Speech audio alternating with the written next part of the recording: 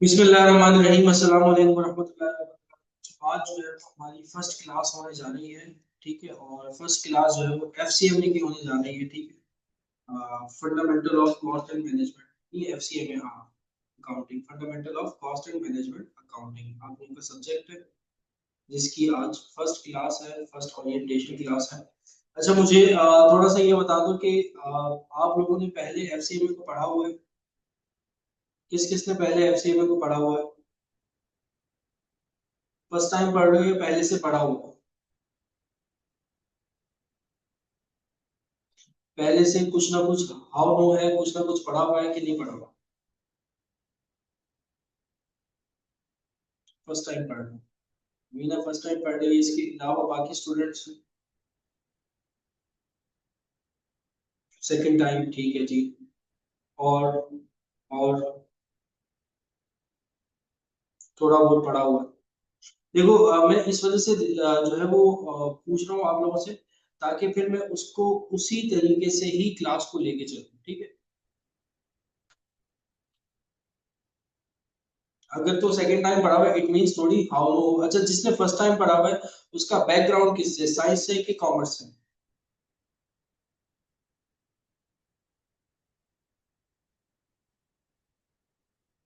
जो first time पढ़ रहा है उसका बैकग्राउंड किससे, साइंस से? Science, science, science. ठीक है जी, ठीक है, ठीक है, ठीक है। बस पता लगा। अच्छा देखो बेटा, आप लोगों का जो इंट्रोडक्शन क्लास है, आज की क्लास में जो हम लोग डिस्कस करेंगे वो ये डिस्कस करेंगे, एक तो सिलेबस को थोड़ा सा डिस्कस कर लेंगे कि पूरा सिलेबस क्या है, और सिलेबस के अंदर क्या क्या इंपॉर्टेंट चीजें, किन टॉपिक से क्या चीज बन रही होती है, किस टॉपिक से एमसीक्यू आ रही होती है, किस टॉपिक से डिस्क्रिप्टिव आ रहा होता है।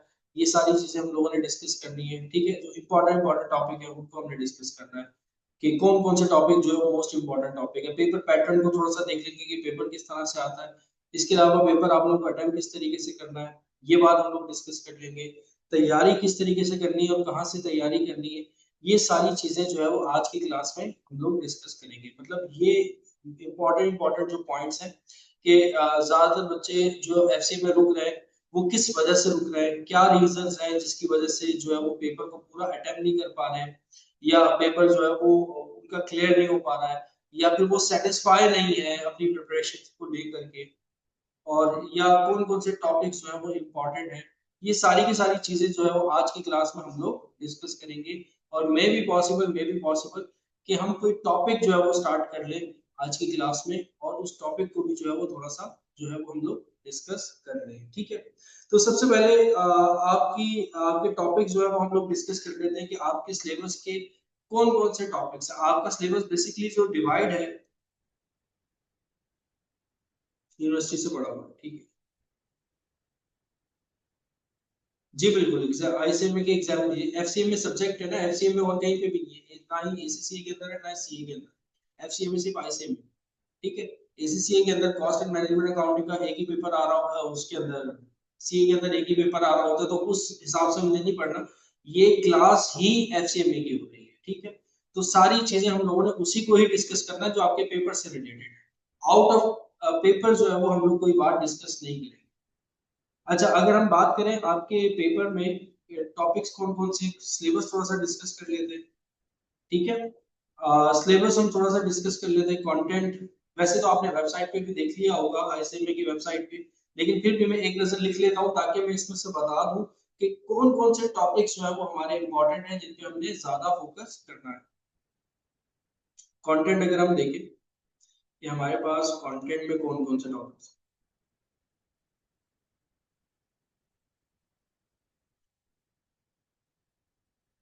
कंटेंट्स में आपके पास जो तीन सेक्शंस में, तीन चार सेक्शंस में डिवाइड है, ए बी सी और डी करके।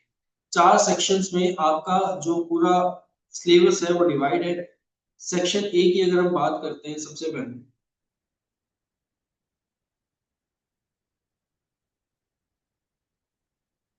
सेक्शन ए की बात करते हैं, तो उसमें आपके पास जो है वो फर्स्ट है इंट्रोडक्शन।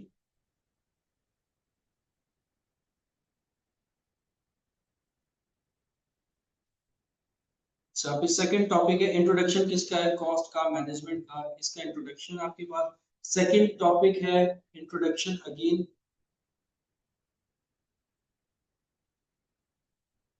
लेकिन इंट्रोडक्शन किसका, मैनेजमेंट अकाउंटिंग का।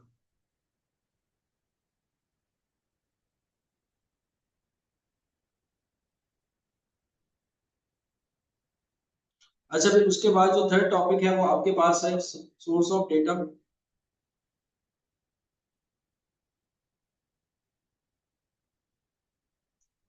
फोर्थ टॉपिक जो है वो आपके पास है कॉस्ट क्लासिफिकेशन।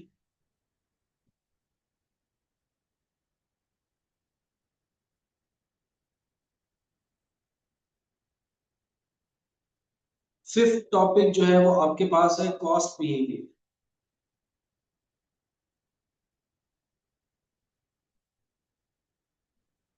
अच्छा, ये जो इंट्रोडक्शन है कॉस्ट एंड परफॉर्मेंस मेजरमेंट।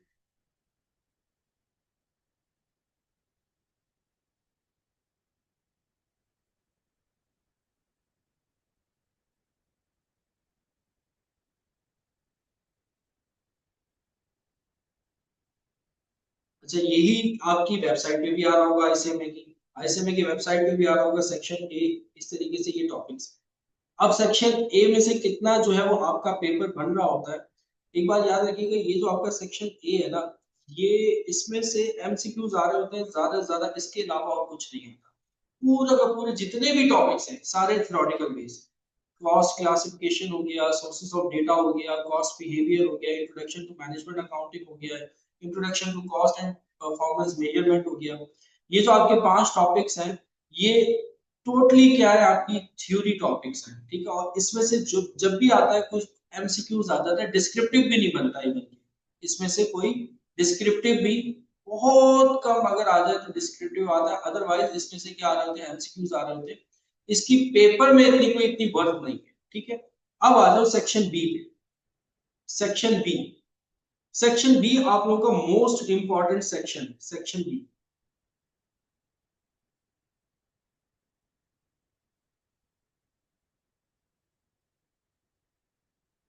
आज की जो क्लास है उन बच्चों के लिए भी इम्पोर्टेंट है जो कि तैयारी कर रहे हैं और अगस्त की अटेम्प्ट दे रहे हैं, तो उनको पता लग जाएगा कि हम लोगों ने किन किन टॉपिक्स के ऊपर ज्यादा जो है वो फोकस करना है। तो सेक्शन बी जो है वो मोस्ट इंपॉर्टेंट सेक्शन है, इसमें आपके 3 टॉपिक्स आते हैं। टॉपिक नंबर 1 है आपके पास accounting for material.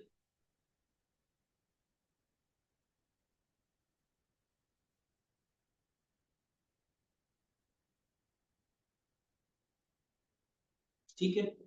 Topic number 7 accounting for labour.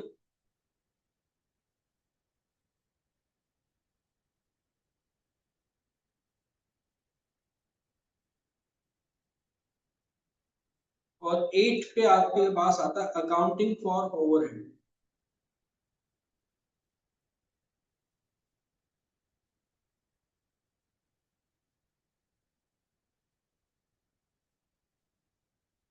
ये 3 टॉपिक्स आपके सेक्शन बी के अंदर आते हैं, मोस्ट इंपॉर्टेंट टॉपिक्स हैं।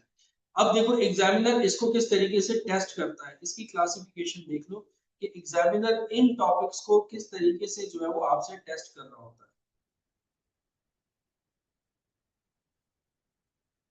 इन टॉपिक्स में से एग्जामिनर किस तरीके से जो है वो टेस्ट करता है। सबसे पहले अगर हम अकाउंटिंग फॉर मटेरियल की बात करते हैं, अकाउंटिंग फॉर मटेरियल की बात करते हैं,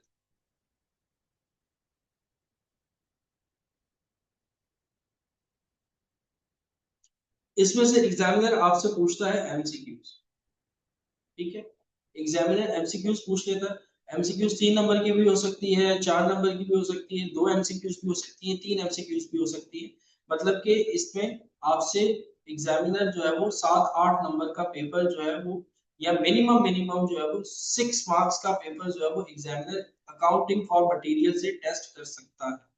अच्छा, इसमें डिस्क्रिप्टिव में भी आ सकता है। डिस्क्रिप्टिव भी आप लोगों का एक पोर्शन है ना, जो डिस्क्रिप्टिव क्वेश्चंस होते हैं, उसमें से भी इसमें थ्योरी जो है वो पूछी जा सकती है, थ्योरी पूछी जा सकती है। कोई न्यूमेरिकल टाइप क्वेश्चंस जो है ना वो नहीं पूछे जा सकते, थ्योरी पूछी जा सकती है। 5 नंबर का थ्योरी का सवाल आ सकता है अकाउंटिंग फॉर मटेरियल में।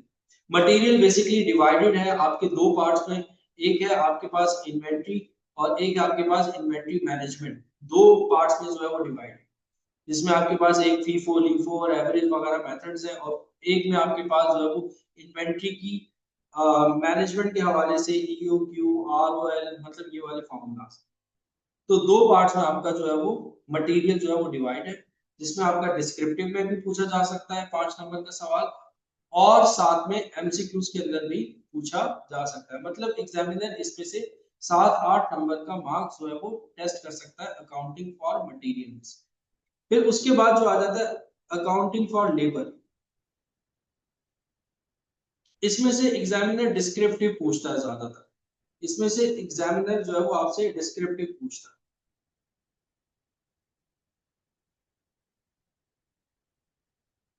मतलब एक पूरा क्वेश्चन जो है वो 5 मार्क्स का आपसे पूछ लेता है डिस्क्रिप्टिव के अंदर। ठीक है, एमसीक्यूज नॉर्मली इससे कम पूछ रहा होता है, ज्यादातर जो है वो आपसे डिस्क्रिप्टिव का जो आपका एक पार्ट होता है वो पूछ रहा होता है, एक न्यूमेरिकल टाइप जो है वो क्वेश्चन वो आ रहा होता है इसमें से। Accounting for overhead, accounting for overhead, accounting for overhead, इसमें से भी एमसीक्यूज आ सकती है। इसके अलावा डिस्क्रिप्टिव बहुत कम पूछा जाता है, पूछ ले तो पूछ ले, डिस्क्रिप्टिव भी पूछ सकता है, लेकिन ज्यादातर जो है वो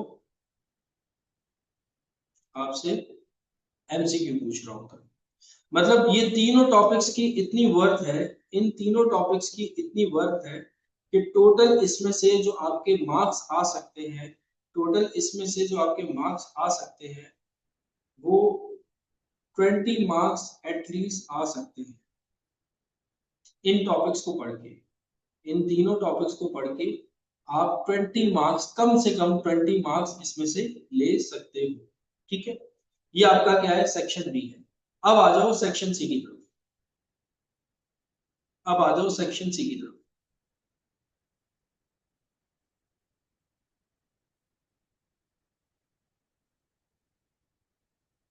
अब सेक्शन सी में आपके पास जो टॉपिक्स है वो है एब्जॉर्प्शनल एंड मार्जिनल कॉस्टिंग।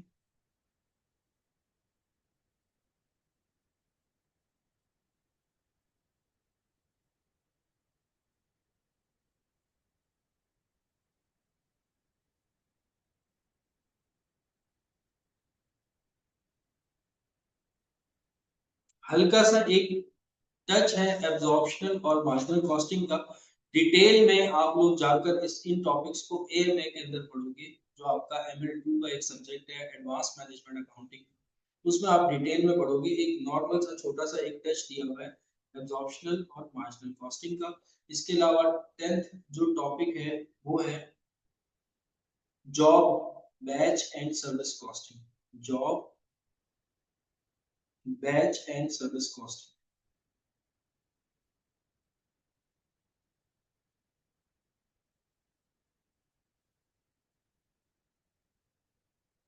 फिर उसके बाद 11th नंबर पे आपके पास जो टॉपिक है वो प्रोसेस कॉस्टिंग है।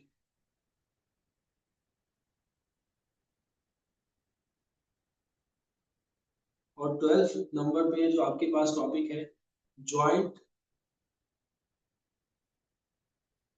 एंड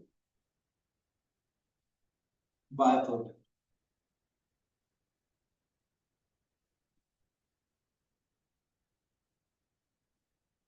ये चार टॉपिक्स आपके सेक्शन सी के अंदर। इन चार टॉपिक्स में से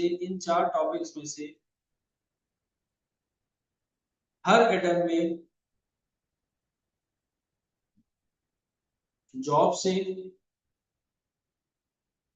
और प्रोसेस से एग्जामिनर लाजमी लाजमी डिस्क्रिप्टिव पूछता है, यानी कि 5-5 नंबर के सवाल इसमें से लाजमी आ रहे हैं। डिस्क्रिप्टिव आपके लाजमी आती है इसमें से।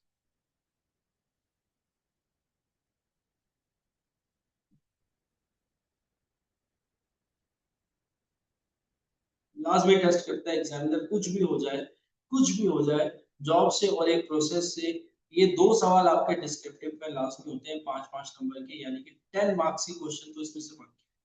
तो बाकी एमसीक्यूज भी वो आपसे पूछ रहा होता है, प्रोसेस से तो खास तौर पे वो आपसे एमसीक्यूज भी पूछ रहा होता है। कभी हो गया अगर आप लोगों की किस्मत थोड़ी सी खराब चल रही हो तो फिर वो आपसे एब्जॉर्प्शन और मार्जिनल कॉस्टिंग से कुछ पूछता है, वो भी डिस्क्रिप्टिव पूछता है अगर पूछ ले तो, नॉर्मली वो नहीं पूछता। ज्यादातर जो मोस्ट इंपॉर्टेंट है वो ये है, ठीक है। तो ये आपका हो गया सेक्शन सी। ज्वाइंट और बाय प्रोडक्ट से बहुत कम पूछा जाता है, बहुत कम, मतलब कि शायद नादिर हो गया एक एमसीक्यू 2 नंबर की आ गई तो आ गई, अदरवाइज ऊपर के जो 3 टॉपिक्स है एब्जॉर्प्शन, जॉब और प्रोसेस कॉस्टिंग, इनमें से आपका पेपर कवर हो रहा होता है। लास्ट सेक्शन है आपका section C, standard cost.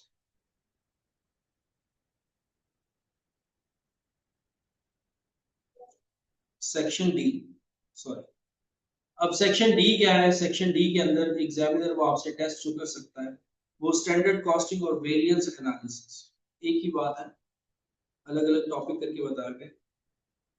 13 standard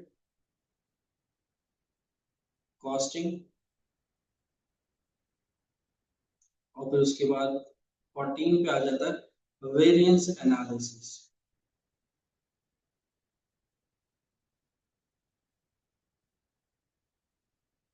इसमें से इन दोनों टॉपिक्स में से ज्यादातर एमसीक्यूज आए।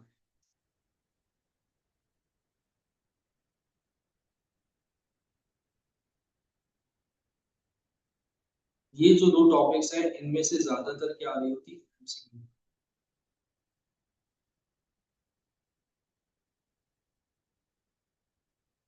तो ये आप लोगों का पूरा क्या था, सिलेबस था। और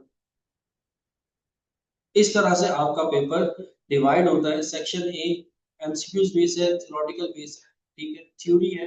इसको सबसे एंड में हम लोग रखेंगे। अगर हम लोग पढ़ना स्टार्ट करेंगे, आप लोग मेरे पास ज्वाइन करोगे, तो सेक्शन ए को मैं सबसे एंड में रखूंगा क्योंकि थ्योरेटिकल बेस है, इस पे टाइम वेस्ट होगा और पेपर में भी इतना इसकी वर्थ नहीं है। सेक्शन बी, सेक्शन सी और सेक्शन डी से समझ लो कि आपका तकरीबन तकरीबन 90 टू 95% पेपर बनता है सेक्शन बी से, सी से और डी से। जिसमें जो सबसे ज्यादा जो सवाल पूछे जा रहे होते हैं वो हर सेक्शन से, बी से भी पूछे जा रहे होते हैं, सी से भी पूछे जा रहे होते हैं, डी से भी पूछे जा रहे हैं। पेपर पैटर्न कुछ इस तरह का होता है कि आपका 100 मार्क्स का पेपर होता है, 100 मार्क्स में से आपके 60 मार्क्स के आपके एमसीक्यूज होते हैं और बाकी 40 मार्क्स के आपके डिस्क्रिप्टिव क्वेश्चन। 100 में से 60% आप समझ लो कि 60%, 100% में से 60% आपके एमसीक्यूज होंगे और बाकी 40% जो है वो आपका क्या होगा, डिस्क्रिप्टिव होगा। अब वो जो 60% एमसीक्यूज हैं वो इन्हीं टॉपिक्स में से आ रहे होते हैं, सेक्शन बी, सी और डी में से। और बाकी का जो 40% है वो क्या आपका डिस्क्रिप्टिव है। डिस्क्रिप्टिव में आपके पास जो है वो कैलकुलेशंस वाले क्वेश्चंस भी आ रहे होते हैं और थ्योरी के भी 10 से 15 नंबर का सवाल जो है वो आ रहा होता है, मतलब कि 3 सवाल या 2 सवाल वो आपसे थ्योरी से रिलेटेड भी पूछ लेता है और बाकी के जो सवाल जो है वो आपके न्यूमेरिकल टाइप आ रहे होते हैं, 5-5 नंबर के, ठीक है। तो ये आप लोगों का क्या था, सिलेबस था। यहाँ तक किसी का कुछ सवाल हो, कोई क्वेश्चन हो, किसी को कुछ पूछना हो तो मुझसे पूछ सकता है, नहीं तो फिर हम आगे चलते हैं।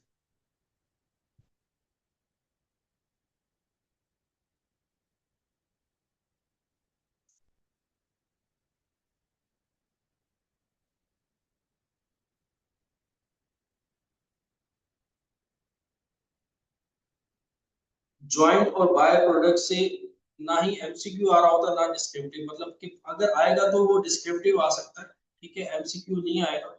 मतलब बहुत कम पूछा जा रहा होता है, इस वजह से इसके आगे मैंने कुछ भी नहीं लिखा, बहुत कम पूछा जा रहा है। ज्वाइंट प्रोडक्ट और बाय प्रोडक्ट्स डिस्कस करेंगे, एक दो क्वेश्चंस इसके भी सॉल्व करेंगे, लेकिन पूछा बहुत कम जा रहा होता है इसमें से। जिन जिन टॉपिक मुझसे पूछा जा रहा था उसके सामने मैंने लिख दिए, और क्या पूछा जा रहा था ज्यादातर वो भी मैंने आप लोगों से लिख दिया। यहाँ तक क्लियर है सबको? और किसी का कोई सवाल हो?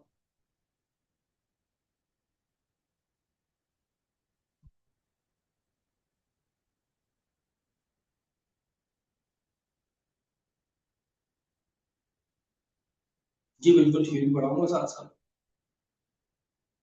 थ्योरी के हैंडआउट भी आप लोगों को प्रोवाइड करूंगा और पढ़ाऊंगा भी साथ साथ। अच्छा, अब आ जाओ, हमारी स्ट्रेटेजी क्या होगी कि हम लोगों ने किस तरीके से पढ़ना है, कौन से नोट्स को फॉलो करना है, किन चीजों को फॉलो करना है। ठीक है बेटा, अगर तो आप लोग हमारी क्लासेस ज्वाइन कर लेते हो, ये बात, जो हमारी ये अगस्त अटेम्प्ट के लिए कोशिश मैं कर रहा हूँ कि अगस्त अटेम्प्ट तक किसी न किसी तरीके से कोर्स कंप्लीट करवा दूं। मुश्किल है थोड़ा सा कि अगस्त अटेम्प्ट के लिए कोर्स कंप्लीट हो जाए, लेकिन मेरी पूरी 100% कोशिश ये रहेगी कि अगस्त अटेम्प्ट के लिए कि मैं ये सिलेबस को जो है वो कंप्लीट करवा दूं। ठीक है, तो इसमें हमारी स्ट्रेटेजी क्या रहेगी? अब देखो कि तैयारी आप लोग क्या करें।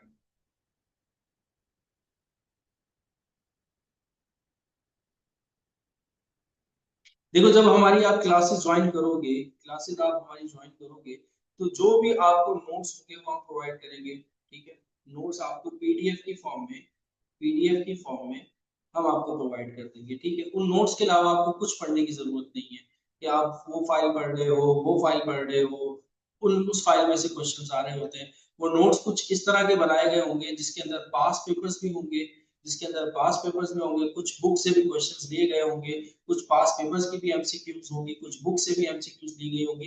तो मतलब वो एक कंप्लीट नोट्स होंगे जो कि आपको प्रोवाइड किए जा रहे होंगे। जैसे ही चैप्टर हमारा स्टार्ट होगा तो वैसे ही आपको नोट्स भी साथ साथ जो है वो प्रोवाइड किए जा रहे होंगे। तो नोट्स आपको पीडीएफ की फॉर्म में फ्री ऑफ कॉस्ट जो है वो प्रोवाइड किए जा रहे होंगे, जिनको आपने प्रिंट निकलवा के याद कर लेना है। मैं मिक्स कर रहा हूँ बेटा, एसीसीए को भी फॉलो कर रहा हूँ, कुछ पास पेपर्स को फॉलो कर रहा हूँ, तो मिक्स एक जो है वो चल रहा होगा। तो कुछ क्वेश्चंस कहीं से लिए होंगे, कुछ क्वेश्चंस कहीं से लिए होंगे। तो कंप्लीट आपको एक नोट्स मिल जाएंगे जिससे आपको कोई और बुक को या किसी और चीज को पढ़ने की जरूरत नहीं है। ठीक है, जो आप लोगों ने मेहनत करनी है वो मैंने कर ली है। जो आप लोग मेहनत करोगे कि एक टॉपिक आप यहाँ से पढ़ रहे हो, एक टॉपिक आप यहाँ से पढ़ रहे हो, वो सारी चीजें मैंने पढ़ ली है और इन्हें पढ़ के एक अपने नोट्स बना लिए, वो मैं आप लोगों को प्रोवाइड करूंगा। ठीक है, तो आपको कहीं जाने की, खुद से मेहनत करने की जरूरत नहीं पड़ेगी। उन्हीं नोट्स को आपने क्या करना होगा, फॉलो करना होगा। उसी में हमारे पास पेपर्स भी होंगे, पास पेपर्स को भी हम लोग डिस्कस कर रहे होंगे, सब चीजें उसी के अंदर आ जाएंगी। ठीक है, नोट्स आप लोगों को प्रोवाइड कर दिए जाएंगे पीडीएफ की फॉर्म में।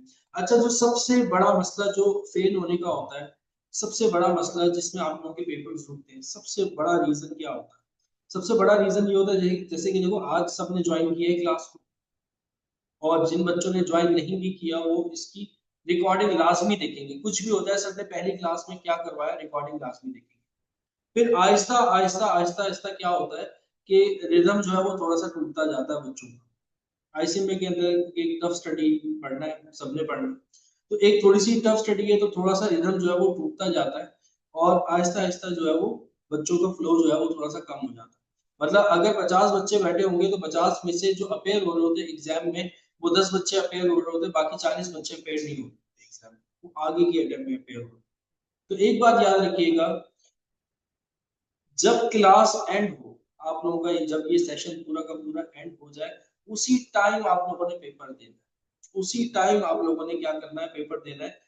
आपने ये नहीं कहना कि यार 2 महीने बाद और अटेम्प्ट आएगी उसमें दे देंगे पेपर, या 2 महीने बाद और अटेम्प्ट आएगी उसमें दे देंगे पेपर। अभी सारी चीजें फ्लो में चल रही होती है, माइंड में चल रही होती है, ताजा ताजा पढ़ा होता है, याद होती है सारी की सारी चीजें।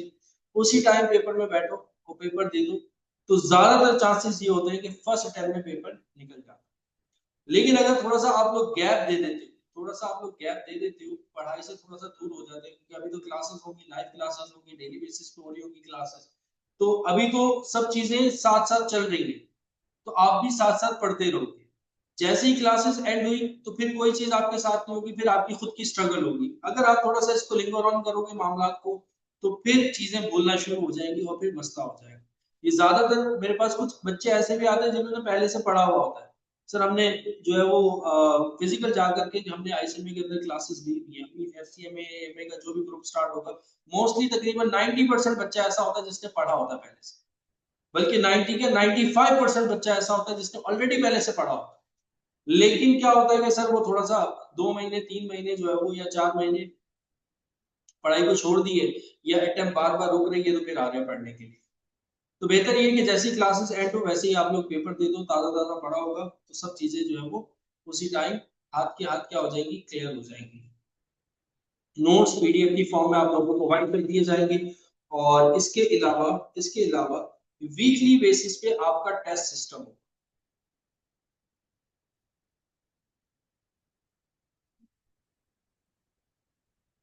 वीकली बेसिस पे आपका टेस्ट सिस्टम होगा, जो हमने पढ़ा होगा और टेस्ट सिस्टम हमारा एमसीक्यूज बेस होगा, क्योंकि 60% तो आपके क्या है एमसीक्यू। तो अगर आप लोग वही टेस्ट सिस्टम भी हमारा ज्वाइन कर लेते हो, टेस्ट सिस्टम भी आप हमारा ज्वाइन कर लेते हो, साथ में क्लासेस ले रहे हो और उसी टाइम पढ़कर उसी हफ्ते में आपने टेस्ट दे दिया और उसका टेस्ट का रिजल्ट भी आप लोगों को प्रोवाइड किया जाएगा, तो आप लोगों को खुद को आइडिया हो जाएगा कि आप लोगों की तैयारी किस तरह की है।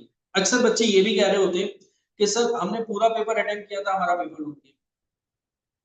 अब उसकी वजह ये होती है वो खुद ये समझ के आ रहे होते हैं कि हम क्वेश्चन सही करके आ रहे हैं, और कुछ फाइल्स मैंने ऐसी भी देखी है जिन फाइल्स के अंदर सोल्यूशन ही गलत सॉल्व हुआ, सोल्यूशन ही गलत है। अब बच्चा वही फाइल कर रहा है और उसी फाइल को सॉल्व करके आ रहा है, तो पेपर में जाके उसको लगता है कि मैंने तो 100% अपना दिया है। लेकिन वो जो बैठे होते हैं बेटा, वो ऐसे तो नहीं बैठे होते, बीकॉम वाले या एमबीए वाले तो नहीं बैठे होते, ऐसे में क्वालिफाइड जो होते हैं वो आप लोगों की कॉपीज को चेक कर रहे होते हैं, उनको सब पता होता है। तो जब वो आपका पेपर चेक करते हैं फिर आपको मार्क्स पे वो उस हिसाब से मिल रहे होते हैं, उस फाइल के हिसाब से नहीं मिल रहे होते जो फाइल आप लोग करके गए हैं। ऑपरेशनल लेवल तक तो चलो समझ में आती है चीजें, ऑपरेशनल लेवल तक तो सबको समझ में आती है चीजें कि यार आप लोग फाइल से पास पेपर से करके चले गए। लेकिन अब ये जो आप लोग का लेवल स्टार्ट हो गया ना बेटा, ये हो गया मैनेजेरियल लेवल। मैनेजेरियल लेवल में भी एमएल वन के अंदर तो आप लोगों को पेपर्स आसान मिलेंगे, ठीक है, निकल जाएगा, एफसीएम में भी निकल जाएगा, ईएम भी निकल जाएगा, एमआईएस भी निकल जाएगा। जो बच्चा फाइल की तैयारी करके जा रहा है ना, जो बच्चा फाइल की तैयारी करके जा रहा है, अक्सर मैंने बच्चों को देखा कि सर ये इंपॉर्टेंट क्वेश्चंस की फाइल है, इसी में से पेपर आ रहा होता है, इसको करवा दें किसी को। मैंने लास्ट टाइम मेरे यूट्यूब चैनल पे आप देखोगे मेरी वो फाइल की मैंने वीडियोस भी बनाकर अपलोड की हुई है।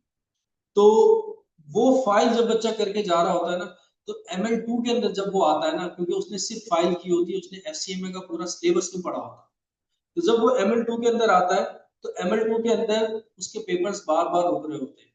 यही एफसीएम में आप लोगों का एएमए बनेगा जाकर ML2 में, और ML2 में लोगों के पांच पांच दफा पेपर्स मैंने देखा, बच्चे पांच दफा भी अटेम्प्ट देते हैं, उनके पेपर नहीं क्लियर होते, छठी दफा जाके क्लियर होते, पांचवी दफा जाके क्लियर होगा। वो रीजन क्या है, वो रीजन उस टाइम तो मैं उनको नहीं बोलता कि बेटा तुम लोगों ने फाइल पढ़कर आए हो, वो रीजन बेसिकली यही है कि यार तुम लोग इंपॉर्टेंट करके जा रहे हो जस्ट। अब जब तुम लोग इंपॉर्टेंट करके जा रहे हो, पूरे सिलेबस को नहीं पढ़ के जा रहे हो, तो आगे चल के आप लोगों को परेशानी होगी, आगे चल के आप लोग के कंसेप्ट क्लियर नहीं होंगे, चीजें समझ में नहीं आएंगी। आगे भी आप लोग जाकर के शॉर्टकट्स देख रहे होगे, तो आगे जो आपका ML2 है या SL है, तो वो शॉर्टकट्स नहीं है, वो डिटेल चीजें अगर आपको आती होंगी तो आप लोग पेपर पास कर सकते हो, अदरवाइज नहीं कर सकते।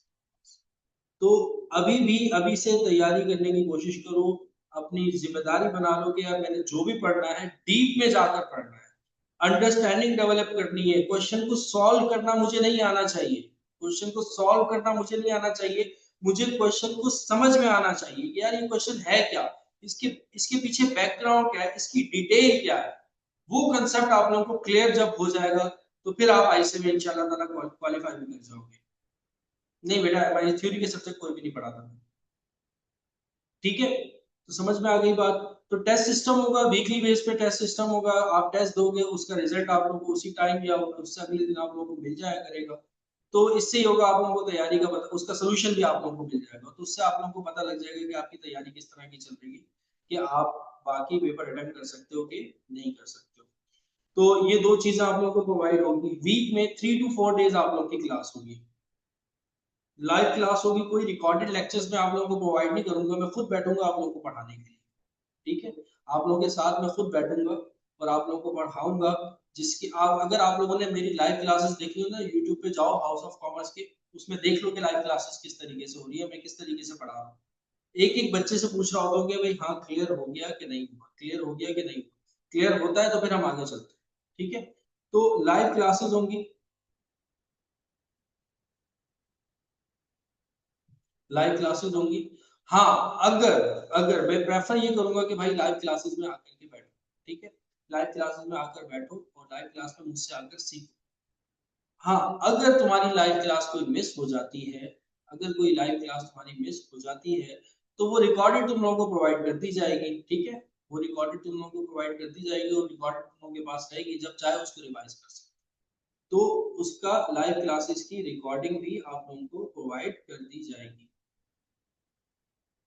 लेकिन प्रेफर ये करूंगा कि भाई लाइव क्लास में आकर बैठो, लाइव क्लास में ज्यादा अच्छे से समझ में आता है। रिकॉर्डिंग ही देखनी है तो आईसीएमए के पोर्टल पे चले जाओ, वहां पर बेहतरीन टीचर है, मुझसे अच्छे टीचर है जिन्होंने रिकॉर्डिंग रिकॉर्ड की हुई है, वो अच्छा पढ़ा रहा है, ठीक है। लाइव क्लास का मतलब ये है कि यार जो बच्चे कैंपस विजिट नहीं कर सकते हैं, नहीं जा सकते हैं, उनका उनके घर से कैंपस बहुत दूर है, यहाँ पर पूरे पाकिस्तान में से क्लासेस ले रहे होंगे, कोई एबटाबाद का होगा, कोई पिशावर का होगा, कोई लाहौर का होगा, कोई इस्लामाबाद का होगा, यहाँ पे बच्चे भी जो है वो भी क्लासेस ले रहे होंगे। तो अब वो कैंपस उनके घर से दूर है या उस टाइम उसको उस उन टीचर का नहीं समझ में आ रहा, तो यहाँ पर आकर लाइव क्लास ले रहा, उसी टाइम वो पूछता है क्वेश्चन कि सर ये बात किस तरीके से आपने बताई, दोबारा से रिपीट कर दें, तो दोबारा से रिपीट कर दें। तो लाइव क्लासेस होंगी और वो कोशिश ये करनी है कि लाइव क्लासेस आप लो। अच्छा, क्लासेस के डेज क्या होंगे, वो आपने देखा होगा ग्रुप में दो एडमिन है, एक तो मैं हूँ, ठीक है, और एक और एडमिन है। वो एडमिन आपको आपकी टाइमिंग्स शेड्यूल के हिसाब से आपको गाइड कर देंगे, ठीक है। वो ग्रुप में ही मैसेज आ जाएगा कि किस दिन को हमारी क्लासेस होंगी। नेक्स्ट वीक से जो है वो इंशाल्लाह ताला हमारी क्लास स्टार्ट हो जाएगी, may be Monday Tuesday Wednesday आप लोगों की क्लास हो। क्लास टाइमिंग क्या होगी, क्लास टाइमिंग जो है वो थोड़ी सी लेट होगी, 9 बजे से स्टार्ट होगी, मे बी, या तो 7 बजे से स्टार्ट होगी, ये स्लॉट होगा, क्योंकि मंडे ट्यूसडे वेडनेसडे ऑलरेडी मेरी एएमए की क्लास है, तो अब एएमए की क्लास उसको कहाँ पर एडजस्ट करना है, तो इस तरीके से उस क्लास को एडजस्ट करके आप लोगों को क्लास टाइमिंग बता दी जाएगी। या तो 7 बजे स्टार्ट हो रही होगी, या तो वो 9 बजे जो है वो आप लोगों की क्लास स्टार्ट हो रही होगी। एएमए को हम 7 से 9 पे ले जाएंगे, तो आप लोगों की 9 बजे स्टार्ट कर देंगे, या एएमए को जो है वो हम 9 पे ले आएंगे, आप लोगों की 7 बजे स्टार्ट कर। तो क्लास टाइमिंग आप लोगों की ये होगी, may be Monday Tuesday Wednesday आप लोगों का ये 3 दिन जो है वो आप लोगों की क्लास टाइम। हाँ, अगर मुझे लग रहा होगा कि यार सिलेबस कंप्लीट नहीं हो रहा, तो फिर मैं संडे की भी क्लास आप लोगों की लूंगा। यहाँ तक क्लियर है सबको, समझ में आ गया, किसी को कुछ पूछना हो?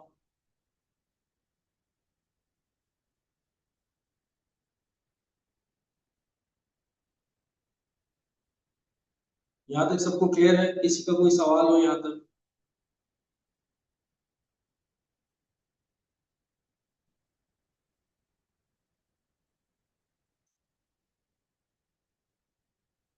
ठीक है, तो ये सारी चीजें आप लोगों को बता दी। अच्छा, एक और चीज बहुत अच्छी बहुत अच्छी चीज है, वो ये है कि इस पूरे सेशन के जो भी कोर्स अगर आप लोग ज्वाइन कर लेते हो, तो उसकी जो आप लोगों की आप जो ज्वाइन करता जाएगा उसकी जो फीस होगी वो 2000 फीस होगी पूरे सेशन की, जिसमें सारी चीजें इंक्लूड है, लेक्चर्स भी इंक्लूड है, पीडीएफ भी है, टेस्ट सिस्टम भी है, हर चीज है, कोई एक्स्ट्रा चार्जेस नहीं है।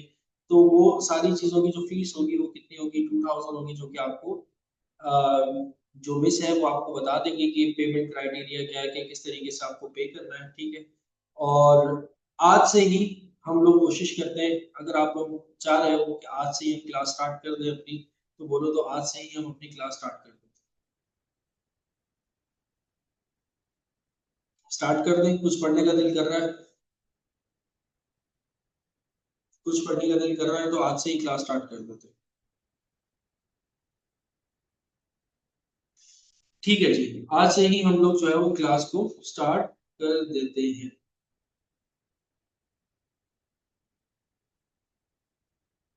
ठीक, अच्छा, तो जो जैसा कि मैंने आपको बताया था कि भाई आपके पास जो सेक्शंस हैं वो ये सेक्शंस हैं। तो इनिशियल में लूंगा कि काफी बच्चे अगस्त के अटेम्प्ट देंगे, तो मैं स्टार्ट ही कहाँ से लूंगा, सेक्शन बी से लूंगा, ठीक है। और सेक्शन बी में जो पहला टॉपिक आ रहा है वो आ रहा है अकाउंटिंग फॉर मटेरियल। हम अकाउंटिंग फॉर मटेरियल से क्या करेंगे, स्टार्ट लेंगे।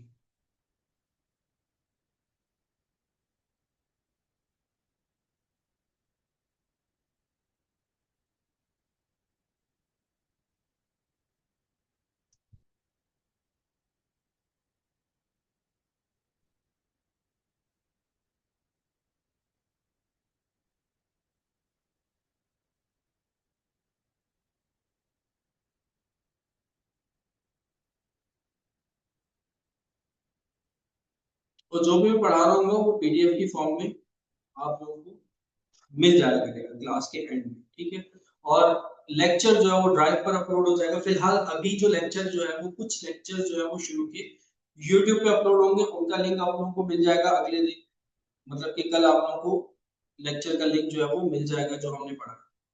फिर उसके बाद जो है वो एक दो हफ्ते बाद जितने भी लेक्चर्स होंगे फिर वो ड्राइव पर अपलोड होंगे और ड्राइव का एक्सेस आप लोगों को दे दिया जाएगा।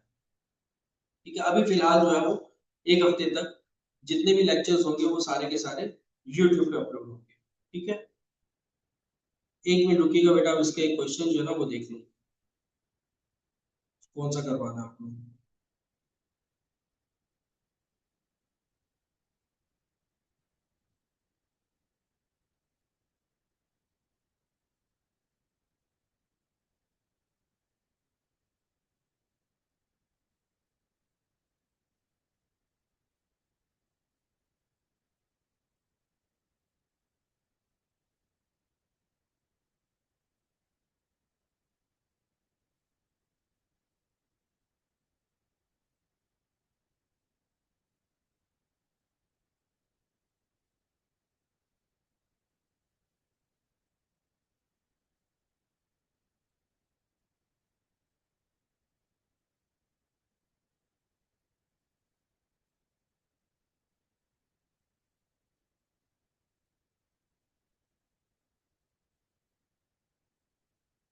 अच्छा,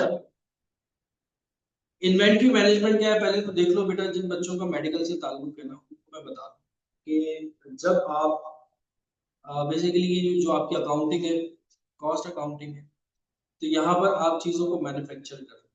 ठीक है, और जब आप चीजों को मैन्युफैक्चर कर रहे होते हो तो बेसिक जो चीजें होती हैं, बेसिक जो चीजें होती हैं वो तीन तरह की चीजें होती हैं जो कि आपकी मैन्युफैक्चरिंग का पार्ट होती है, जो कि आप यूज कर रहे हो। ठीक है, एक तो आपके पास क्या है, मटेरियल। एक आपके पास क्या है, मटेरियल है कि कोई भी प्रोडक्ट जब आप बनाओगे तो आपको मटेरियल का इस्तेमाल करना पड़ेगा, मटेरियल आपको चाहिए होगा। दूसरा प्रोडक्ट आपके पास क्या आ जाता है, लेबर। दूसरी कॉस्ट का जो एलिमेंट आ जाता है वो क्या आ जाता है, लेबर। ये लेबर भी आपको चाहिए ही चाहिए होती है कोई भी प्रोडक्ट जब आप मैन्युफैक्चर कर रहे हो। और तीसरा जो पार्ट होता है वो होता है आपका ओवरहेड का, फैक्ट्री ओवरहेड का, जिसको हम ओवरहेड भी कहते हैं। कि अदर इनडायरेक्ट एक्सपेंसेस, यानी कि जब हम मैन्युफैक्चर कर रहे होते हैं तो हमें इलेक्ट्रिसिटी भी चाहिए होती है, हमें अपनी फैक्ट्री का रेंट भी पे करना होता है, बहुत सारी चीजें हमारी प्रोडक्शन से एसोसिएटेड होती हैं। तो जितने भी हमारे इनडायरेक्ट एक्सपेंसेस है which are related to our manufacturing are called factory overhead. ये तीन हमें एलिमेंट्स चाहिए होते हैं जब हम अपनी प्रोडक्ट को क्या कर रहे होते हैं, मैन्युफैक्चर कर रहे होते हैं, कंप्लीट कर रहे होते हैं। ठीक है, तो अब उन तीन एलिमेंट से जो में पहला एलिमेंट है जिसको हम कहते हैं मटेरियल, या जिसे हम कहते हैं इन्वेंट्री। इसके बाद इसके ऊपर आऊंगा मैं भी आगे चल के, इन्वेंट्री क्या है, मटेरियल क्या है।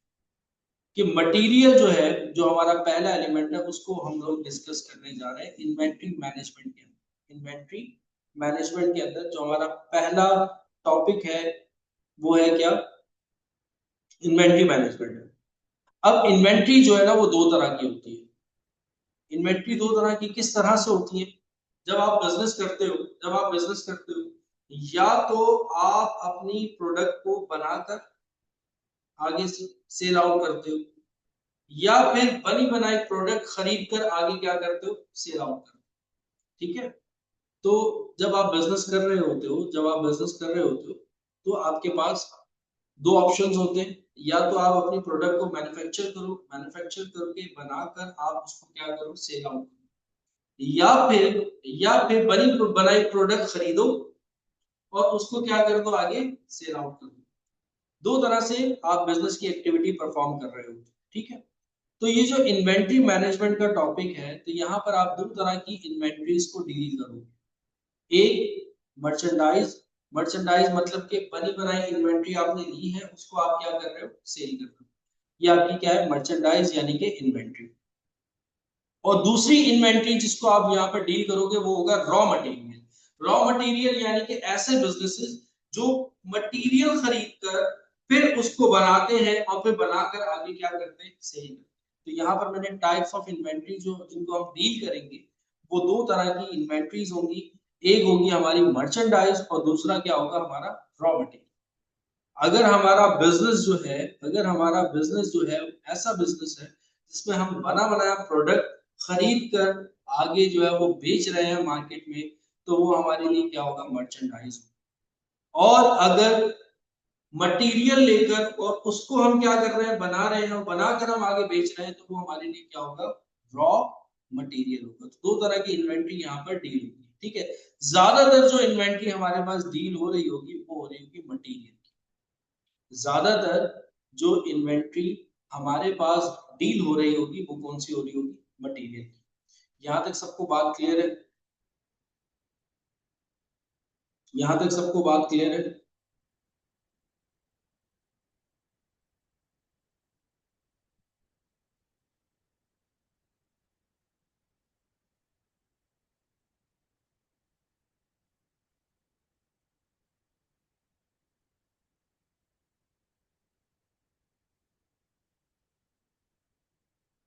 जी। अब सब बेटा, या तो हम रॉ मटेरियल को डील कर रहे होंगे, ठीक है, कि हमने मटेरियल लेना है, उसको बनाना है और उसको बेचना है, या फिर हम इन्वेंट्री को डील कर रहे होंगे कि बना बना प्रोडक्ट लेंगे और उसको आगे बेच देंगे। तो दो तरह की इन्वेंट्री यहाँ पर डील होगी, टाइप्स ऑफ इन्वेंट्री में। या तो वो मर्चेंडाइज होगा या फिर वो रॉ मटेरियल। मर्चेंडाइज मतलब कि बना बना प्रोडक्ट लिया और आगे बेच दिया, और रॉ मटेरियल मतलब कि लिया और उसको बनाया और फिर बेचा। तो दो तरह की इन्वेंट्री यहाँ पर डील होगी। इन्वेंट्री मींस मर्चेंडाइज या रॉ मटेरियल। क्लियर है यहाँ पे?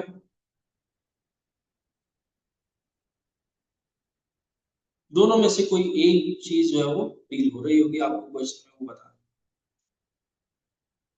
चैप्टर का नाम है, या टॉपिक का नाम है इन्वेंट्री मैनेजमेंट। यानी कि एक तो शुरू में मैंने आपको इन्वेंट्री का बता दिया कि इन्वेंट्री हमारे पास दो, इन्वेंट्री को मैनेज किया जाता है। यहाँ इस चैप्टर में आप लोग ये सीखोगे कि इन्वेंट्री को हम किस तरह से मैनेज करेंगे। अब मैनेज किस तरीके से करते हैं, देखो मैं आप लोगों को एक स्टोरी सुनाता हूँ छोटी सी, ठीक है। हमारे टीचर ने हमें सुनाई। उनके बकौल एक जगह वो काम किया करते थे, ठीक है। आप मुझे ही देखो, मैं टीचर हूँ ना, मैं एक जगह काम किया करता था, ठीक है। और सदर में वो एक जगह थी जहां पर मैं काम करता था, छोटा सा एक ऑफिस था। और उस ऑफिस के अंदर क्या होता था, प्रिंटिंग होती थी, चीजों की क्या होती थी, प्रिंटिंग होती थी, जैसे बुक्स वगैरह ये वो प्रिंटिंग होती थी, छपाई का वो ऑफिस था। वहां पे किताबें वगैरह जो है ना वो प्रिंट होती थी, ठीक है। एक छोटा सा ऑफिस था उनका जहां से वो ऑर्डर लिया करते थे। और एक फिर ऊपर उन्होंने क्या किया था, मशीनरीज वगैरह रखी हुई थी जहाँ पे चीजें क्या हो रही होती थी, प्रिंट हो रही। उनका उसका जो ऑनर था ना, बहुत ही ज्यादा पोलाइट किस्म का ऑनर। कभी उसकी शक्ल पे मैंने गुस्सा नहीं देखा कि वो कभी गुस्सा हुआ हो। बिल्कुल जो भी उसको कुछ भी बोलकर चल, जैसे कि जिसे कहते हैं ना अल्लाह मियाँ की गाय, बिल्कुल अल्लाह मियाँ की गाय। वो कोई कुछ कहता ही नहीं, मतलब कोई कुछ भी बोल दे वो मुस्कुरा के उसको आगे से जवाब दिया करता, ठीक है। एक दफा क्या हुआ, और मैं वहां पर काम किया करता था अकाउंट से रिलेटेड, जो ऑर्डर्स वगैरह आते थे उनको मैं डील किया करता था। एक दफा मैंने उसको देखा, प्रोडक्शन जो है ना वो रुक गई, प्रोडक्शन जो है वो रुक गई, स्टॉप हो गई। अब जैसे ही प्रोडक्शन स्टॉप हुई ना, वो जो चाचा जी जो थे, जो बहुत ही ज्यादा पोलाइट नेचर के थे और जो अल्लाह मियाँ की गाय थे, वो एकदम से आग बगोला हो गए और ऊपर जाके उन्होंने जो हंगामा शुरू कर दिया कि भाई प्रोडक्शन कैसे रुकी है, क्यों रुकी है, क्या मसला है, मशीनरी खराब हो गई, जल्दी से बुलाओ, मैकेनिक को बुलाओ, इस मशीनरी को ठीक करो। और जो उनकी शक्ल लाल एक किस्म की हो जाती है ना गुस्से में आके, उस तरह की लाल। अब मैंने उनको सोचा, देख के बोला कि यार ये क्यों इतना गुस्सा कर रहे, प्रोडक्शन तो रुकी है। 2 घंटे बाद 3 घंटे बाद वो प्रोडक्शन दोबारा से स्टार्ट हो गई। लेकिन उस टाइम जब मैंने उनको देखा, इतना गुस्सा उस बंदे में, जिसको मैंने 2 महीने हो गए थे मैं वहां पे काम करते हुए, आज तक कभी मैंने उसको गुस्सा होते हुए देखा ही नहीं था। फिर मैंने सोचा कि यार मसला क्या है। बाद में वो चीज मुझे समझ में आई कि उसको बंदा गुस्सा क्यों हुआ। वैसे तो बड़ी पोलाइट नेचर का है, लेकिन उस टाइम वो गुस्सा, बंदा क्यों गुस्सा हुआ था, वो चाचा जी क्यों गुस्से हुए थे, उसका रीजन ये था, उनके पास एक ऑर्डर आया, उनके पास एक ऑर्डर आया हुआ था और 3 घंटे के अंदर वो उनको डिलीवर करना था। और ऑर्डर भी वो समझ लो कि 90% वो कंप्लीट हो चुका था, 90% चीजें प्रिंट हो चुकी थी, बस सिर्फ 10% रह गई थी प्रिंट होना। तो वहां पर आकर मशीन ने क्या कर दिया, धोखा दे दिया, मशीन हो गई खराब। अब जब मशीन हो गई खराब, उनकी कस्टमर से बात हुई हुई है कि सर मैं आपको 1-2 घंटे में माल जो है वो क्या कर रहा हूँ, डिलीवर कर रहा हूँ। अब कस्टमर वेट कर रहा है, 3 घंटे हो गए, 4 घंटे हो गए, मशीनरी सही सही होने नहीं पा रही। अब जाहिर सी बात है कस्टमर नाराज हो जाएगा, उसको ऑर्डर ऊपर लगा हुआ है प्रिंटिंग के अंदर। अब वो कस्टमर कॉल कर रहा है, सर वो मशीनरी हमारी खराब हो गई। कस्टमर बोल रहा है नहीं भाई मुझे तो अभी चाहिए, मेरा फंक्शन है, मैंने वो चीजें डिस्ट्रीब्यूट करनी है अपने फंक्शन में। अगर तो वो फंक्शन निकल गया तो वो चीजें मेरे किसी काम की नहीं है, मैं क्या करूंगा उसको लेकर के तुमसे। मुझे तो अभी चाहिए, आज मेरा फंक्शन है, वो मैंने अपने फंक्शन के अंदर जो है वो उसको क्या करना है, डिस्ट्रीब्यूट करना है। अब वो चाचा जी क्या हो गया, गुस्से हो गए, क्योंकि अच्छा खासा एक्सपेंसिव ऑर्डर था, अच्छा खासा पैसा लग चुका था, अच्छा खासा माल लग चुका था। अगर वो कस्टमर ना ले उसको, तो वो तो चाचा जी का क्या हो गया, सारा का सारा नुकसान हो गया, और अच्छा खासा नुकसान हो जाता। इसको आप कहते हो स्टॉक आउट कॉस्ट। इसको आप कहते हो स्टॉक आउट कॉस्ट। इसको क्या कहते हो आप, स्टॉक आउट कॉस्ट। समझ में आ रही बात, स्टॉक आउट कॉस्ट क्या है, कि प्रोडक्शन अगर रुक जाती है, अगर प्रोडक्शन रुक गई तो उससे होने वाला नुकसान क्या है, उससे होने वाला नुकसान ये है कि हमारा कस्टमर हमसे नाराज हो सकता है, वो ऑर्डर क्या हो जाएगा, कैंसिल हो जाएगा, या फिर हमारी लेबर जो है वो फारिग होके बैठ जाएगी। अब वो जो मजदूर उस प्रिंटिंग को चलाया करते थे, प्रिंटिंग प्रेस को, वो तो फारिग होकर बैठ गए, बाहर आ रहे हैं, सुट्टा लगा रहे हैं, क्या कर रहे हैं, चाय पी रहे हैं, मजे से कर रहे हैं भाई, मशीन भी काम ही नहीं कर रही, लेबर भी फारिग घूम रही है। और लेबर को आपने पे करना है, लेबर को तो आपने रखा हुआ है कि भाई मंथली बेसिस पे आप उसको पे करोगे, लेबर को आपने पे करना है, वो काम नहीं कर रही। दूसरा, कस्टमर अलग नाराज हो रहा है, प्रोडक्शन आपकी रुकी पड़ी है सारी की सारी। और दूसरी बात से वो कस्टमर नाराज नहीं हो रहा, उसके पीछे एक और ऑर्डर लगा हुआ है दूसरे कस्टमर का, उसके पीछे एक और ऑर्डर लगा हुआ है दूसरे कस्टमर का। अब हमने उस दूसरे कस्टमर को भी क्या करना है, फारिग करना है। ऐसे ही पूरी की पूरी क्या बनी हुई है, चेन बनी हुई है। तो इसको आप कहते हो स्टॉक आउट कॉस्ट। कुछ कस्टमर्स नाराज हो जाएंगे, वो ऑर्डर लेंगे ही नहीं, चले जाएंगे। समझ में आ रही बात, ये क्या है हमारे पास, स्टॉक आउट कॉस्ट। क्या है हमारे पास, स्टॉक आउट कॉस्ट, यानी कि अगर इस चीज की अवेलेबिलिटी नहीं होगी, अगर प्रोडक्शन हमारी रुक गई, किस वजह से, हमारी इन्वेंट्री की वजह से। सपोज करो इन्वेंट्री, जिस जिस पेपर पे प्रिंटिंग हो रही थी वो पेपर अगर शॉर्ट हो गया मार्केट से, आपके पास तो पेपर ही नहीं है, मटेरियल ही नहीं है, किससे बनाओगे आप प्रोडक्ट। और ऑर्डर आपके पास से निकल रहे हैं, किसी और के पास जा रहे हैं, तो इसे आप कहते हो stock out cost. Stock out cost, stock out cost. समझ में आ रही है यहां तक बात, क्लियर हो रहा है,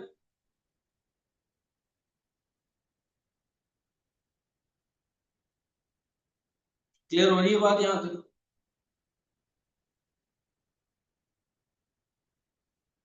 यहां तक किसी का कोई सवाल, सबको क्लियर है, ठीक है। ये तो हो गई हमारी स्टॉक आउट कॉस्ट। एक कॉस्ट होती है, लेट सपोज सर अगर इन्वेंट्री शॉर्ट ना हो जाए, अगर वो शॉर्ट हो गई तो उसके लिए मुझे क्या करना होगा, एक अच्छी खासी स्टॉक आउट कॉस्ट है ना, वो बेयर करना पड़ जाएगी। अगर मेरी मटेरियल क्या हो गया, शॉर्ट हो गया मार्केट से, अगर मटेरियल मेरे पास कम हो गया, प्रोडक्शन होगी नहीं, प्रोडक्शन रुक जाएगी, तो एक हैवी स्टॉक आउट कॉस्ट है जो कि मुझे फेस करना पड़ेगी। एक तो ये कॉस्ट हो, और दूसरी कॉस्ट ये है कि लेट सपोज अगर मैं मटेरियल को ह्यूज क्वांटिटी में बुलाकर ले लेता हूं अपने पास, और अपने पास ला करके रख देता हूं, एक ह्यूज क्वांटिटी में, एक ज्यादा सारी क्वांटिटी के अंदर मटेरियल को, ताकि वो शॉर्ट ना हो, मटेरियल को मैं अपने पास रखता हूं, तो उससे क्या होगा, कि उससे क्या होगा सर, चाचा जी का तो एक छोटा सा ऊपर दुकान थी जहां पे प्रिंटिंग प्रेस था, थोड़ा सा ही मटेरियल आ सकता था वहां पर। अब उन्होंने अच्छी खासी क्वांटिटी में मटेरियल ला के रख दिया, तो उसके लिए अलग से एक गोदाम जो है वो उनको रेंट पर लेना पड़ेगा, जहां पर वो उस मटेरियल को रखेंगे। अब वो जब वो गोदाम लेंगे, तो वहां पर उसको, वहां पर एक बंदा भी रखना पड़ेगा, एक लेबर भी जो है वो रखनी पड़ेगी, जो कि उसकी, उसको देखेगी, उसको जो है वो इश्यू करेगी। एक चौकीदार भी हमें रखना पड़ेगा। तो मतलब अगर हम इन्वेंट्री बल्क क्वांटिटी में ऑर्डर करते हैं, मटेरियल बल्क क्वांटिटी में ऑर्डर करते हैं, तो उससे क्या होता है कि सर उसकी कैरिंग कॉस्ट आ जाती है, एक मसला ये भी हो जाता है। अगर स्टॉक आउट से बचे, अगर हम स्टॉक आउट से बचे, अगर हम स्टॉक आउट से बचे, तो यहां पर हमें क्या फेस करना पड़ जाता है, यहाँ पे हमें फेस करना पड़ जाता है कैरिंग कॉस्ट। कैरिंग कॉस्ट, कुछ की चीज को आप रखोगे कहां पर, कैरी किस तरीके से करोगे, तो कैरिंग कॉस्ट भी है। अच्छा सर, कैरिंग कॉस्ट के साथ साथ, कैरिंग कॉस्ट के साथ साथ देखो, जब हम अपने ऑफिस में, मैं खुद कराची यूनिवर्सिटी में होगा, मैं अपनी एग्जांपल दूं, जब हम कोई चीज परचेज करते हैं ना, तो परचेज करते वक्त हमें सप्लायर को बुलाना पड़ता है, ठीक है। सप्लायर जो है वो हमें कोटेशन देता है, कोटेशन देने के बाद जो है वो एक पूरा वाउचर बनता है। एक एक ऑर्डर देने के लिए ना, एक ऑर्डर देने के लिए एक पूरा वाउचर प्रिपेयर होता है, तो उसकी भी एक कॉस्ट होती है। फिर हम उसको एक चेक देते हैं ताकि वो हमें मटेरियल दे दे, तो वो चेक जो है, वो चेक भी जो है वो बैंक आपको फ्री में नहीं देता, उसकी भी क्या होती है, एक कॉस्ट होती है। ट्रांसपोर्टेशन चार्जेस लगते हैं कि मटेरियल आपके पास से यहाँ तक आता है। मतलब एक ऑर्डर जब दे रहे हो आप किसी सप्लायर को, कैरिंग कॉस्ट तो है, उसको तो लाके रखोगे ही रखोगे अपने पास। दूसरा एक क्या कॉस्ट आपको फेस करना पड़ जाती है, ऑर्डरिंग कॉस्ट भी आपको फेस करना पड़ जाती है। दूसरी कौन सी कॉस्ट आपको फेस करना पड़ जाती है, ऑर्डरिंग कॉस्ट भी जो है वो आपको फेस करना पड़ जाती है, कि जब आप ऑर्डर दोगे तो उसमें भी आपके पैसे लगेंगे,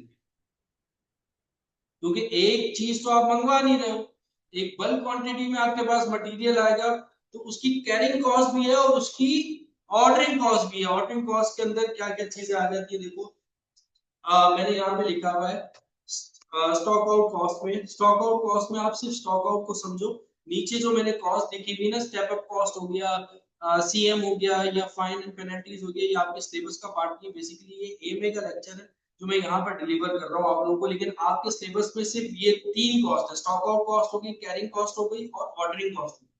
तो कैरिंग कॉस्ट में क्या क्या कॉस्ट आ जाती है, कैरिंग कॉस्ट के अंदर हमारे पास जो है वो सर एक फाइनेंस कॉस्ट आ जाती है, इंश्योरेंस कॉस्ट आ जाती है, वेयर हाउस कॉस्ट आ जाती है, कि अगर मटेरियल हम बल्क क्वांटिटी में मंगवा रहे हैं, तो मे भी ऐसा भी हो सकता है कि हम लोन लेकर मंगवाएं, एक फाइनेंस कॉस्ट आ जाएगी, हमें इंटरेस्ट भी पे करना पड़ेगा। दूसरा, हम जो इन्वेंट्री अपने पास रखेंगे उसको फायर इंश्योर्ड करवाएंगे, इंश्योरेंस कॉस्ट भी आ जाएगी। कहाँ रखेंगे सर, वेयर हाउस में रखेंगे, तो वेयर हाउस की कॉस्ट भी आ जाएगी। तो नॉर्मली कैरिंग कॉस्ट के अंदर हमारे पास ये तीन तरह की कॉस्ट आती है, फाइनेंस कॉस्ट, इंश्योरेंस कॉस्ट और इसके अलावा वेयर हाउस कॉस्ट। इसके अलावा वेयर हाउस कॉस्ट, ये तीन तरह की कॉस्ट जो है वो हमें फेस करना पड़ जाता है।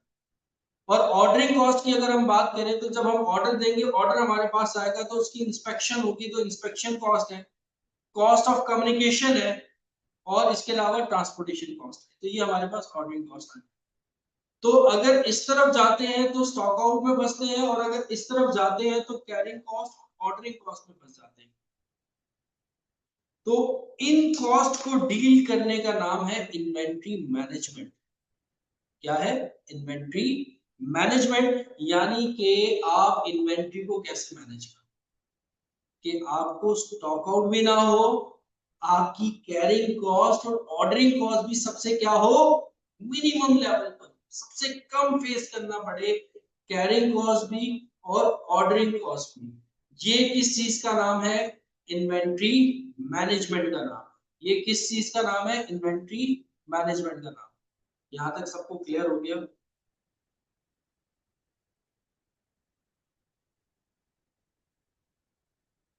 जो मेडिकल वाले बच्चे हैं उनको भी क्लियर हुआ।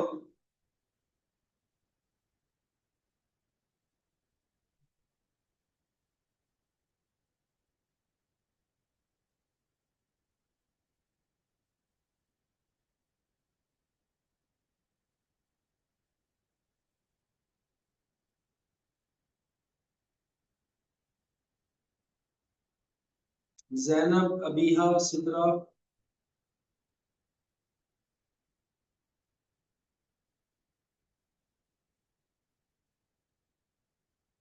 क्लियर है, ठीक है, ठीक है। अब देखो हम इन्वेंट्री को कैसे मैनेज करते हैं, अब हम इन्वेंट्री को कैसे मैनेज करते हैं। सबसे पहले हमारे पास एक बेसिक फॉर्मूला आता है इन्वेंट्री को मैनेज करने का, जिसको हम कहते हैं इकोनॉमिक ऑर्डर क्वांटिटी, जिसको हम कहते हैं इकोनॉमिक ऑर्डर क्वांटिटी। ये सब बच्चों ने पढ़ा होगा, जो बच्चे पढ़कर आ रहे हैं ना उन्होंने ही पढ़ा होगा, लेकिन आज इनको थोड़ा सा डिफरेंट लगेगा इंशाल्लाह। फॉर्मूला सिर्फ पढ़ेंगे, समझेंगे इस फॉर्मूले को, प्रैक्टिस जो है वो जब हमारी क्लास स्टार्ट हो जाएगी रेगुलर क्लास तो तब हम पढ़ेंगे, ठीक है। आज मैं आप लोगों को इकोनॉमिक ऑर्डर क्वांटिटी का कंसेप्ट देने जा रहा हूँ। देखो अभी हमने ऊपर पढ़ा कि यहाँ पर हम क्या सीख रहे हैं, इन्वेंट्री को मैनेज करना सीख रहे हैं। इन्वेंट्री को मैनेज किस तरीके से कर पाते हैं, ना हमें स्टेप अप कॉस्ट जो है वो बेयर करना पड़े, स्टॉक आउट कॉस्ट बेयर करना पड़े, और जहां पर हमारी कैरिंग कॉस्ट और ऑर्डरिंग कॉस्ट में क्या हो, मिनिमम हो। देखो फेस तो करनी पड़ेगी, कैरिंग कॉस्ट हो ऑर्डरिंग कॉस्ट हो फेस तो करनी पड़ेगी, लेकिन कोई एक ऐसा लेवल हो, कोई एक ऐसा लेवल हो, एक ऐसी जगह हो जहां पर हमें सबसे कम कैरिंग कॉस्ट और ऑर्डरिंग कॉस्ट जो है वो बेयर करना हो, ठीक है। सबसे कम हमें कैरिंग कॉस्ट भी बेयर करना पड़े और ऑर्डरिंग कॉस्ट भी बेयर करना पड़े, उस लेवल को आप कहते हो EOQ, इकोनॉमिक ऑर्डर क्वांटिटी। यानी कि कितनी के क्वांटिटी आप ऑर्डर करो, कितनी के क्वांटिटी आप ऑर्डर करो, जिस लेवल पर आपको कैरिंग कॉस्ट, जिस लेवल पर आपको कैरिंग कॉस्ट और साथ साथ आपकी ऑर्डरिंग कॉस्ट सबसे मिनिमम, जिस पे आपकी कैरिंग कॉस्ट और आपकी ऑर्डरिंग कॉस्ट जो है वो सबसे मिनिमम हो, उस लेवल को आप कहते हो इकोनॉमिक ऑर्डर क्वांटिटी। अब इकोनॉमिक ऑर्डर क्वांटिटी इक्वेशन से ड्राइव किया गया एक फॉर्मूला है जो मैंने आप लोगों के सामने लिखा हुआ है, EOQ equals to 2 into D multiply by CD divided by CC। 2 multiply by D multiply by CD और डिवाइडेड बाय CC। ये हमारे पास क्या है, इकोनॉमिक ऑर्डर क्वांटिटी। अब इकोनॉमिक ऑर्डर क्वांटिटी के अंदर डी का मतलब क्या है, एनुअल डिमांड आपकी कितनी है, सी ओ का मतलब क्या है आपके पास, आपकी ऑर्डरिंग कॉस्ट पर ऑर्डर कितनी है, और सी का मतलब क्या है आपके पास कि कैरिंग कॉस्ट पर यूनिट आपकी कितनी है। फॉर्मूले में तीन चीजें यूज हो रही है, टू तो आपका क्या है कांस्टेंट है, डी एनुअल डिमांड, CO यानी कि आपकी ऑर्डरिंग कॉस्ट, CC मतलब कि आपकी कैरिंग कॉस्ट, ठीक है। अब कुछ पॉइंट्स मैं आप लोगों को लिखवाना चाह रहा हूं, उन पॉइंट्स को आप लोग अपने पास लिख लें। कुछ पॉइंट्स मैं आप लोगों को लिखवाना चाह रहा हूं, उन पॉइंट्स को आप लोग अपने पास लिख लो। सबसे पहला पॉइंट, सबसे पहला पॉइंट, सबसे पहला पॉइंट,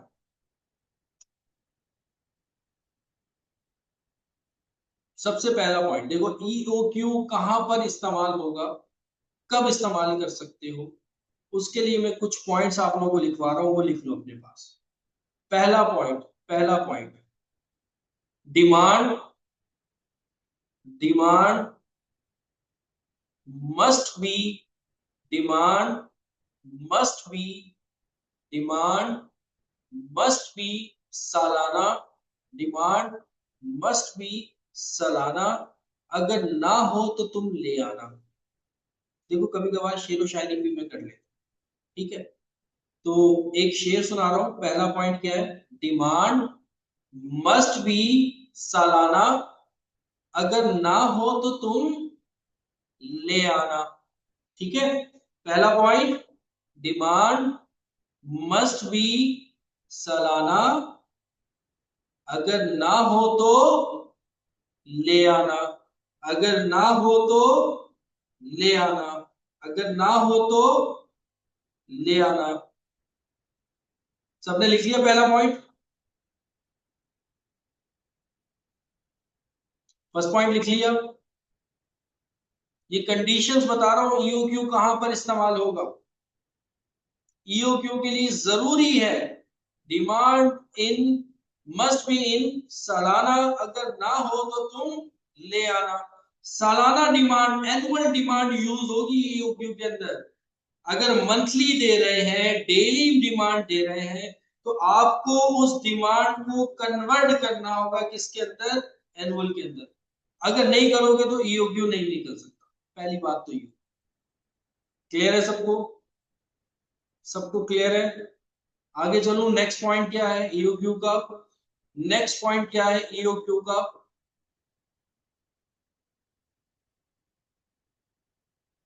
नेक्स्ट पॉइंट है, नेक्स्ट पॉइंट है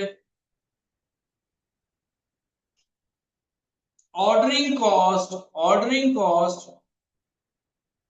ordering cost must be ordering cost must be per order. Ordering cost must be per order. Ordering cost must be per order. ठीक है, मतलब कि जो हमें ऑर्डरिंग कॉस्ट दी जा रही होगी वो पर ऑर्डर दी जा रही होगी, तो काम हमारा चलेगा, ईओक्यू के अंदर वो वैल्यू पुट होगी, वरना नहीं हो सकती।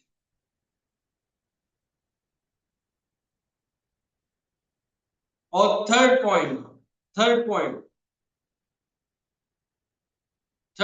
क्या है? थर्ड पॉइंट क्या है? Carrying cost must be in per unit. Carrying cost must be in per unit. Carrying cost must be in per unit.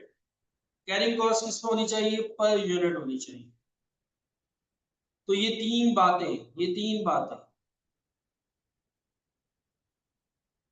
बातें अगर होगी तो आप ईओक्यू इस्तेमाल करोगे, अदरवाइज नहीं कर सकते। अगर एनुअल कॉस्ट आपको एनुअल डिमांड नहीं दी हुई तो आप पहले कोशिश करो उसको एनुअल डिमांड में कन्वर्ट। अगर ऑर्डरिंग कॉस्ट पर ऑर्डर नहीं दी हुई तो कोशिश करोगे पहले आपने ऑर्डरिंग कॉस्ट निकालनी है। अगर कैरिंग कॉस्ट आपको पर यूनिट नहीं दी हुई तो पहले आपने कैरिंग कॉस्ट पर यूनिट निकालनी है। ठीक है, तो यहां पर आप ईओक्यू यूज करोगे, और ईओक्यू बेसिक इसकी क्या चीज है? ईओक्यू क्या है कि इतना ऑर्डर करें कि जहां पर हमारी कैरिंग कॉस्ट और ऑर्डरिंग कॉस्ट दोनों क्या हो? मिनिमम लेवल पे हो, सबसे कम हो।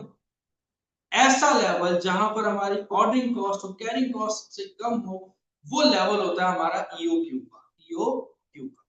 यहां तक सबको बात क्लियर है बेटा? किसी का कोई सवाल हो तो मुझसे पूछ लो।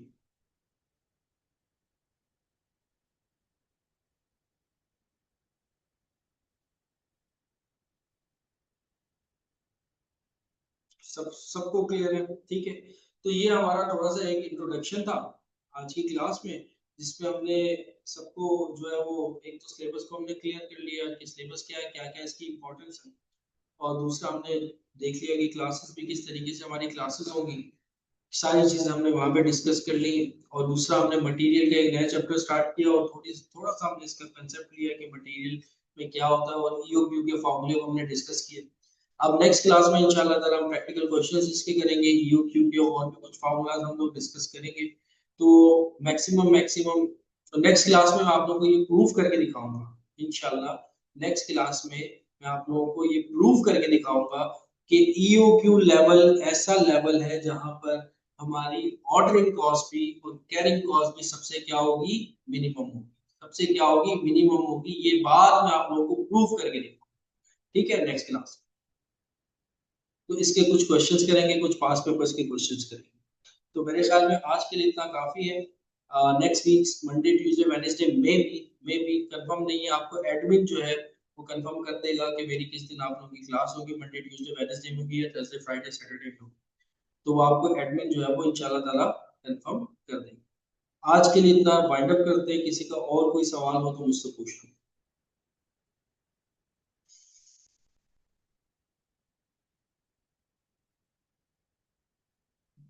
किसी बच्चे का और कोई सवाल है तो मुझसे पूछ लो।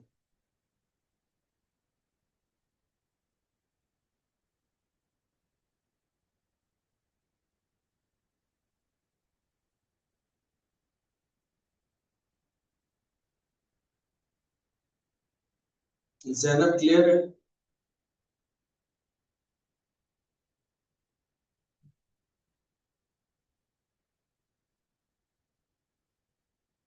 ठीक है, डन हो गया। ठीक है, तो कोई मसला नहीं है, छोटी बहनों की तरह हो, छोटे भाइयों की तरह हो आप लोग, तो आराम से सवाल पूछ सकते हो। पर्सनली भी आप लोग मुझे टेक्स्ट करके पूछ सकते हो, कि ऐसा नहीं है कि मैं गुस्सा करूंगा आप लोगों से। ठीक है, सब बच्चों को पता है मेरा नंबर आ रहा होगा, एडमिन में होऊंगा मैं भी, तो आप लोग मुझे पर्सनली भी टेक्स्ट करके पूछ सकते हो कि सर मुझे ये चीज नहीं समझ में आई।